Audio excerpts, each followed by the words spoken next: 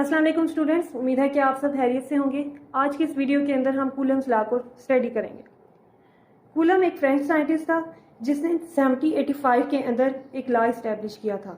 ये लॉ दो stationery charge particle के दरमियान एग्जर्ट होने वाली फोर्स के मुतालिक था। कूलम ने 2 पॉइंट चार्जेस की मदद से इस फोर्स को डिस्कस किया था। कूलम्स लॉ को मजीद पढ़ने के लिए हम सबसे पहले देख लेते हैं कि हमारे पास पॉइंट चार्जेस क्या होते हैं, क्योंकि कूलम ने ये लॉ पॉइंट चार्जेस के लिए दिया था और ये लॉ सिर्फ पॉइंट चार्जेस के लिए ही एप्लीकेबल है। तो हम देख लेते हैं कि हमारे पास पॉइंट चार्जेस क्या होते हैं। तो पॉइंट चार्जेस ऐसे चार्जेस होते हैं जिनका साइज बहुत ज़्यादा स्मॉल हो as compare to the distance between them. Hope कि आपको ये पॉइंट क्लियर हो गया होगा। अब हम कंसीडर करते हैं कि हमारे पास 2 पॉइंट चार्जेस हैं। अगर ये दोनों पॉइंट चार्जेस क्लोजली प्लेस हैं तो इनके दरमियान एक फोर्स एग्जर्ट होगी। अगर दोनों चार्जेस पॉजिटिव हैं, दोनों सेम चार्जेस हैं, तो इनके दरमियान जो फोर्स प्रोड्यूस होगी वो रिपल्जन की फोर्स प्रोड्यूस होगी, क्योंकि ये दोनों चार्जेस एक दूसरे को क्या करेंगे, रिपेल करेंगे। और इसी तरह अगर ये दोनों चार्जेस ऑपोजिट हैं, एक पॉजिटिव है एक नेगेटिव है, तो इनके दरमियान फोर्स ऑफ अट्रैक्शन प्रोड्यूस होगी।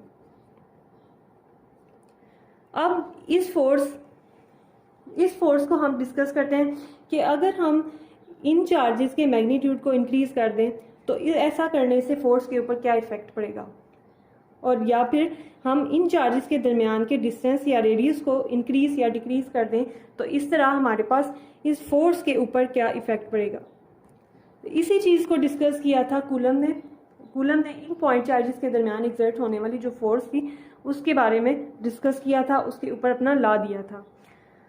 तो क्योंकि हमने देख लिया कि अगर सेम चार्जेस हैं तो कौन सी फोर्स प्रोड्यूस होगी, रिपल्जन की। अगर ये दोनों चार्जेस ऑपोजिट हैं तो इनके दरमियान फोर्स ऑफ अट्रैक्शन प्रोड्यूस होगी। तो अब हम कूलम की लॉ की स्टेटमेंट की तरफ चलते हैं। According to Coulomb's law, the force of attraction और repulsion between 2 point charges is directly proportional to the product of magnitude of 2 charges and inversely proportional to the square of distance between them। Coulomb ने क्या कहा था कि ये जो force of attraction है या रिपल्जन है 2 पॉइंट चार्जेस के दरमियान वो डायरेक्टली प्रोपोर्शनल होगी the product of magnitude of 2 charges, यानी कि इन चार्जेस की मैग्नीट्यूड की प्रोडक्ट की, और इन्वर्सली प्रोपोर्शनल होगी जो उनके दरमियान का डिस्टेंस है उसके स्क्वायर के। तो डायरेक्टली प्रोपोर्शनल होने का क्या मतलब है कि अगर आप एक चीज़ को इंक्रीज करते हैं तो उसके साथ दूसरी चीज़ भी क्या होगी, इंक्रीज होगी। और इन्वर्स रिलेशन का क्या मतलब होता है कि अगर आप एक चीज़ को इंक्रीज करते हो तो दूसरी चीज़ डिक्रीज करेगी। होप्स हो कि आपको ये पॉइंट भी क्लियर हो गया होगा। अब हम कूलम्स लॉ की मैथमेटिकल फॉर्म की तरफ चलते हैं। एज आप ऊपर पढ़ चुके हो कि जो फोर्स ऑफ अट्रैक्शन है या रिपल्जन है वो डायरेक्टली प्रोपोर्शनल है किसके, दोनों चार्जेस के मैग्नीट्यूड की प्रोडक्ट के। तो इसको हम लिख लेते हैं कि force is directly proportional to the product of magnitude of 2 point charges. ये लॉ पॉइंट चार्जेस के बारे में था। कूलम ने पॉइंट चार्जेस के मुताबिक ये लॉ दिया था और कूलम लॉ सिर्फ पॉइंट चार्जेस के लिए ही एप्लीकेबल है। अगली चीज़ हमने इस डेफिनेशन के सेकंड पार्ट में हमने क्या पढ़ा कि यही फोर्स जो है जो अट्रैक्शन है या रिपल्जन की हो सकती है, ये इन्वर्सली प्रोपोर्शनल है दोनों चार्जेस के दरमियान के डिस्टेंस के स्क्वायर के। तो इसको हम लिख लेते हैं कि force is inversely proportional to the square of distance between them. अब हम इन दोनों इक्वेशंस को क्या करेंगे, कंबाइन कर लेते हैं। Then F is directly proportional to the product of magnitude of 2 charges and inversely proportional to the square of distance between them. यहाँ तक आपको सब पॉइंट्स क्लियर हो चुके होंगे। अब हम क्या करते हैं कि इस प्रोपोर्शनैलिटी को ख़त्म करते हैं। तो आपके पास F is equal to K Q1 Q2 divided by R square. अब यहाँ पे हमने आप एक चीज़ देख लें कि यहाँ पे हमने रेडियस का स्क्वायर क्यों लिया।